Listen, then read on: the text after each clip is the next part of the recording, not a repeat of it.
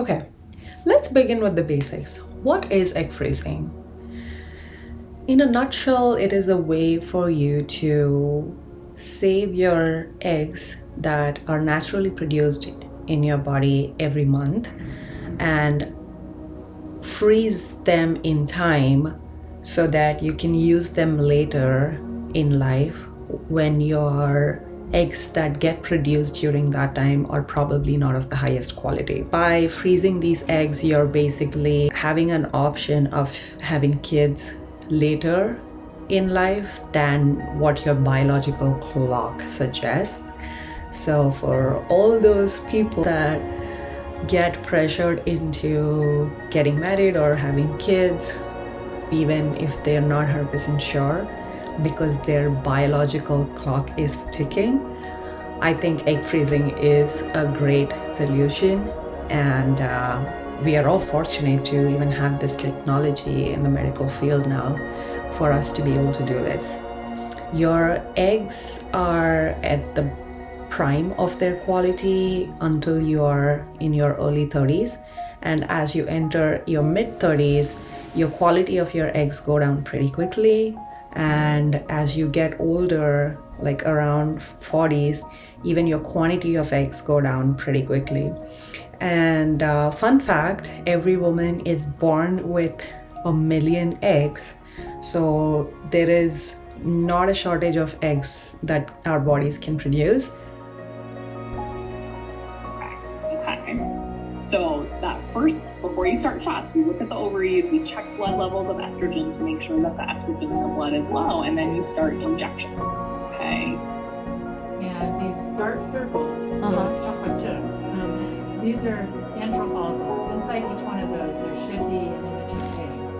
So I'm going to scan through and try to count them.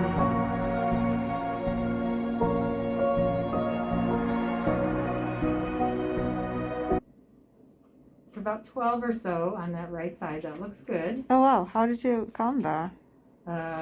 Just watching as they move across the screen. Like, where did you see them? I didn't see anything. These dark circles.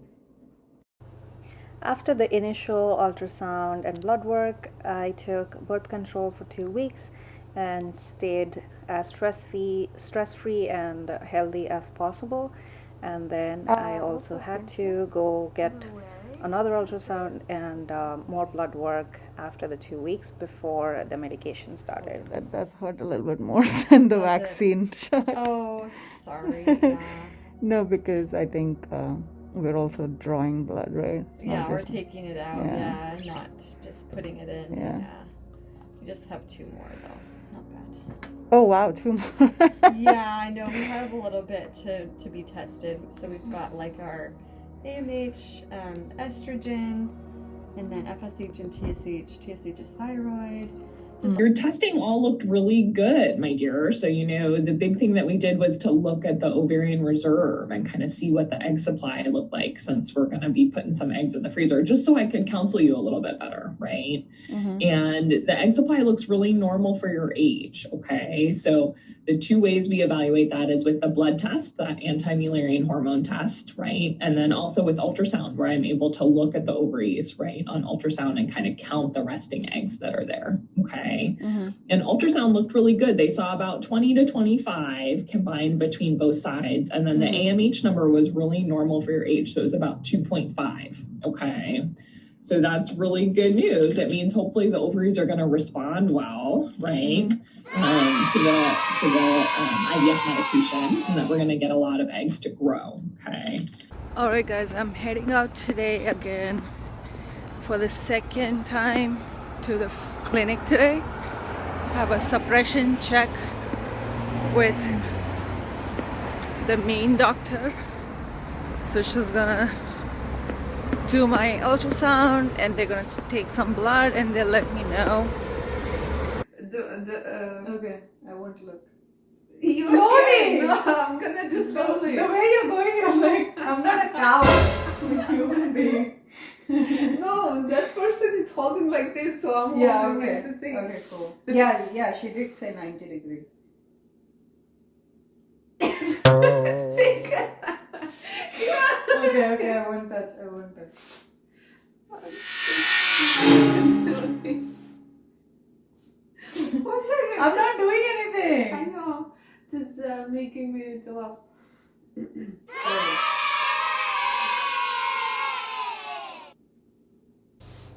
During the medications, you're also supposed to eat more protein, so I made quick protein meals like this and also drank more electrolytes and coconut water. That's why I want to do it now while I still have young eggs to use in the future. And the second reason is I do want to have kids at some point, but I do not want to have kids right now.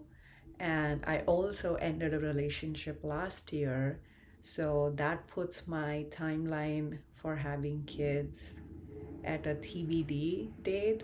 And the third and maybe the most practical reason is that I joined a job earlier this year where this new company pays for this process, which is one of the perks that we get as employees. So yeah, I'm pretty fortunate that way. So that's another reason. If you are a woman in your 20s, like late 20s or early 30s, and you're not entirely sure that you want to have kids right now or later, but you want to have that choice. Other thing to keep in mind is also the finances.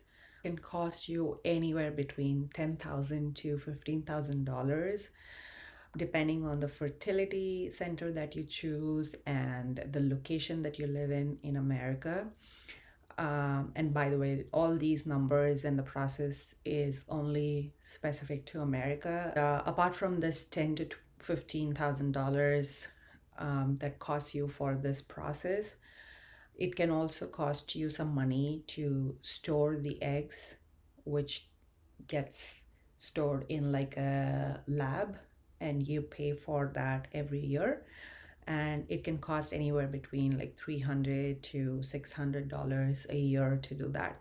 If you want to make some extra cash and you are a healthy person and you're a non-smoker and you don't do drugs, then and you're under the age of 30, then you might be able to donate your eggs and get paid for it.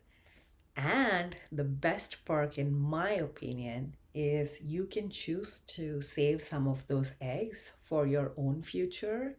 So you still have this insurance policy while you donate some of your eggs to um, someone that needs those eggs, and you get paid for it. Now let's talk about how much can you get paid by doing this. You can make anywhere between $1,000 and an $8,000 by doing this. I know, it's a wide range, but it depends on a lot of factors like where you live and which type of facility you choose and what race you belong to, because there might be more demand for egg donors that belong to a specific race because potential parents do belong to that race and they want a child that belongs to the same race.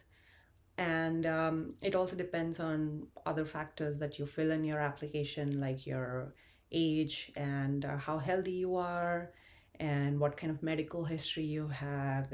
If you do belong to a very highly specific criteria, like you went to an Ivy League school or you are super smart or you have some publications or whatever it is, then you might be able to get paid even more, like $30,000 to $50,000. Thank you so much, guys, for watching my video. I have another video where I continue talking about my medication journey on egg freezing, so you can watch that, or you can also watch my video talking about what happens after egg freezing and more about the process. Stay tuned.